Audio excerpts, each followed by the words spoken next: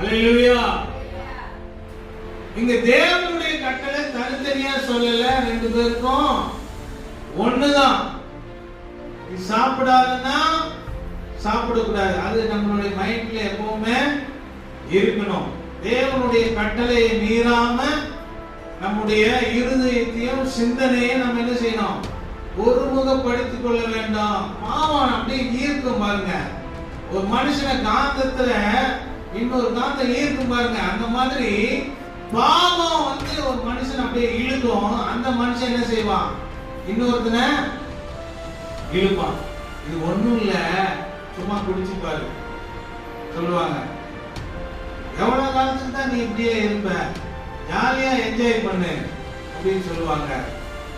பாவத்தினுடைய பேச்செல்லாம் நீங்க பாத்தீங்கன்னா அப்படி ஈர்க்கிற மாதிரி இருக்கும், அப்படி ஈர்க்கும்.